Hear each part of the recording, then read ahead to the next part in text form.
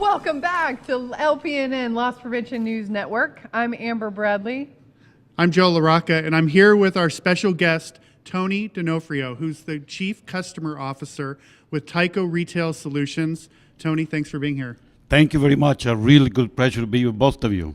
And here's what's great. So Tony has not joined us before at the quick take table, so he has no idea about Amber's hot seat. The hot seat questions. And these, we didn't prepare him at all. These tough questions that might come from her. But I wanted to start with a couple of business questions, if I could.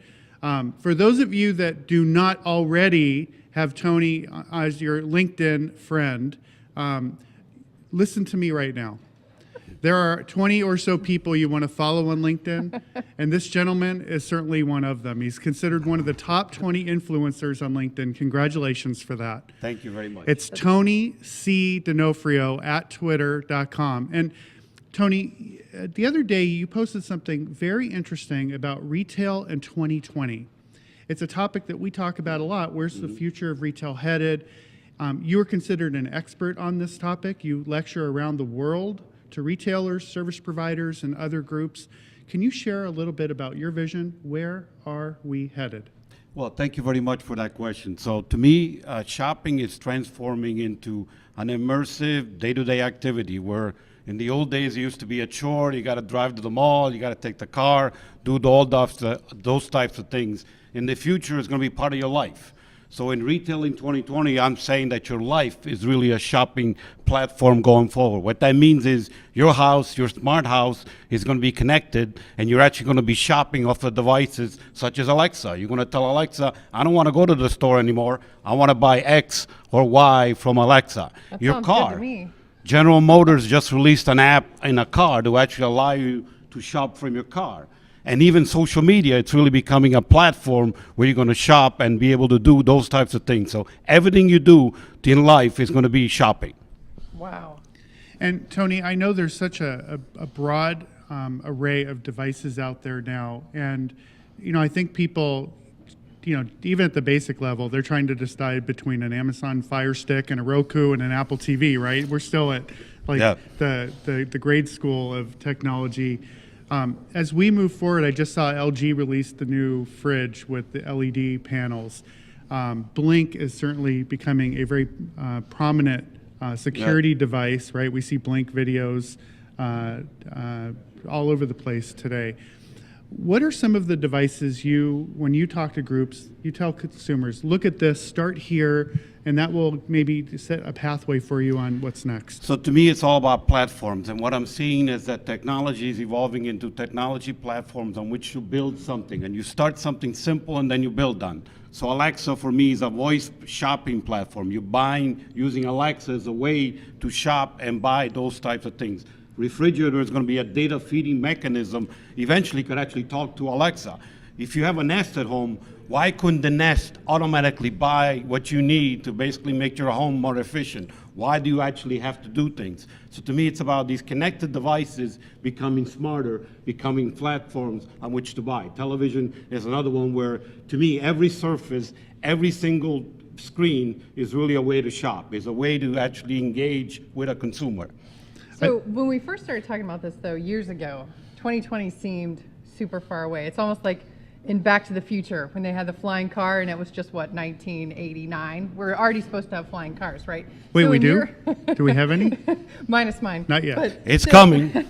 So in your experience as an expert, tell us, do you think retail is ready? I mean, 2020 is right around the corner when you think about it. So retail to me is getting there. So retail is going to be all about branding and customer experience and creating these immersive customer experiences that allow a consumer to actually engage with a brand, fall in love with a brand, and become what I call a brand ambassador. Actually becoming so passionate about it that you blog out on social media, you write blogs, you do all those types of things.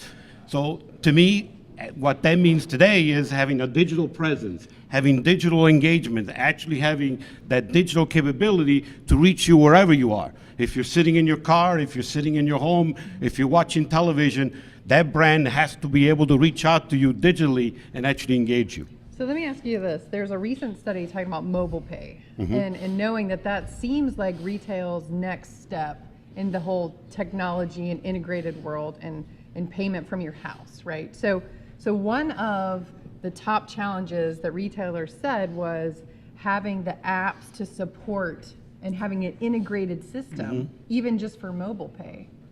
So thinking about that challenge, what is the next step for retail? So mobile pay, I was just actually at the NRF yesterday. I saw that at the next Olympics, you'll be able to use your Olympic pin to pay for goods that you're buying. You no longer have to carry your wallet. You use your Olympic pin to buy. So mobile is allowing the transition of all kinds of different ways to engage in, including payment.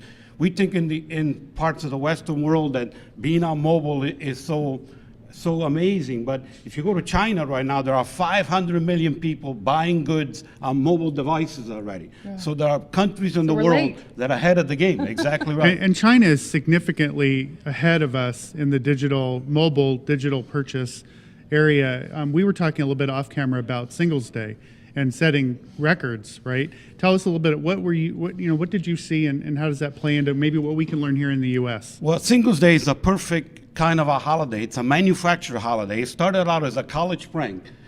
College students said, why should the Valentines have all the fun? Yes. Let's invent a day I'm for down singles. With that. Let's invent a day for singles, and let's make it November 11, which is 1-1-1-1. So November 11 became Singles Day. Alibaba smelled money. Yeah. So they created a holiday. Let's go shop online. I like this. We need to adopt this. Why should the couples have all the fun? And amazingly, last year, that was 24-hour period for Alibaba was $17 billion. Oh, my God. This year, $25 billion in 24 hours. That is amazing. That's more than twice Black Friday plus Cyber Monday put together. That's the difference. Because singles have all the money because they're not That's spending true. on their That's significant true. other trying to get out of a fight. That is true. See? I've been not single for a long time. Do you notice and I'm not gonna get in trouble Tony with and my I are wife. remaining completely silent on this I know. particular I'm not getting in trouble with my brand. wife, in case she's watching. Let's move back to the LinkedIn thing because this is important. So I have a big thing. I often scroll through LinkedIn being in marketing, right? So, and you're a top 25 influencer. That's very impressive. So I'm going to guess that you didn't get to a top 5 or top 25 influencer with the car selfie as your profile picture. No, actually, it's about being professional. Remember that comment I just made about retail and branding? Yes. My view of the world is all of us, as humans, will be brands. And the idea is you start early to define who you are, what you want to be when you grow up. In the old days, you thought about that for yourself. Now it's about your profile, your public profile, That's right. and how you build that public profile over time and make it valuable. And Right. that, to me, is the key to personal branding. I started this journey 4 years ago, and it's been an amazing ride.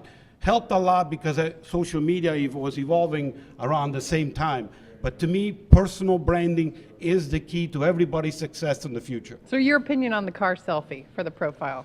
No. You May- need to have a professional photo. You need to pick your words. You need to not have the bad pictures, the bad stuff online that is bad. Make sure all that kind of stuff comes off. You really need to have a professional look of who you want to be. And that, for me, you encourage every young person That's right. that whatever they do in social media today will come back to be part of their future profile. That's so it's scary. very, very important. It's scary for those college kids out there. I know we've got a huge bank of college students watching us right now, and we're imploring you, don't put the idiot pictures on Facebook. You will regret it when you're trying to get your dream job, right, Joe? Don't put them on Facebook, LinkedIn, Twitter, Instagram. Yeah.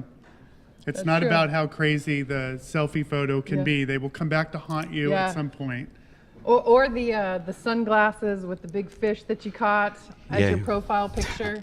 I've Maybe seen not, right? Congratulations on your recent catch, but dang, profile Yeah, picture. That's Probably right. not. You want a professional photo, a professional profile. You also want to understand your audience. What I've seen is we're going through evolution. So, for example, for millennials, Facebook is not where they like to go anymore. Facebook, they call it for the old people.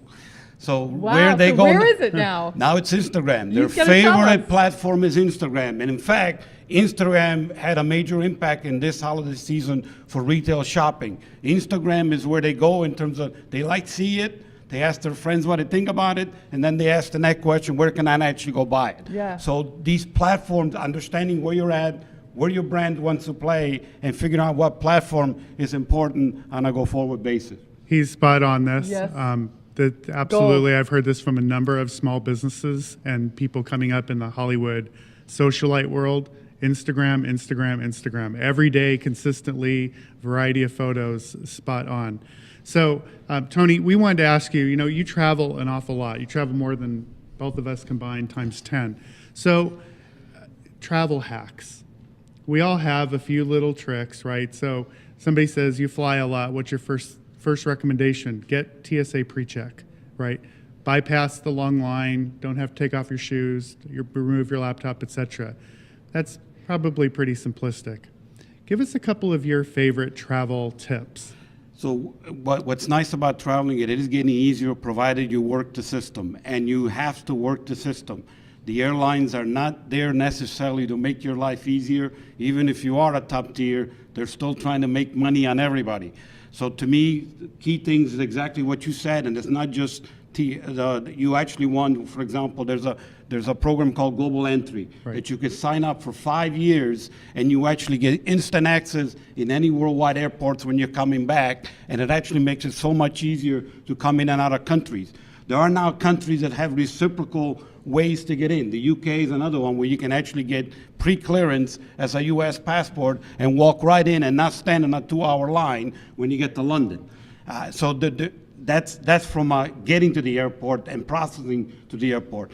And then it's all about where you sit and picking the right seats and working the system. And by that I mean constantly, for example, as a frequent flyer that I am, I constantly trying to find that optimal seat. If I'm traveling overnight, I want to be in the middle of the section away from where they're feeding food.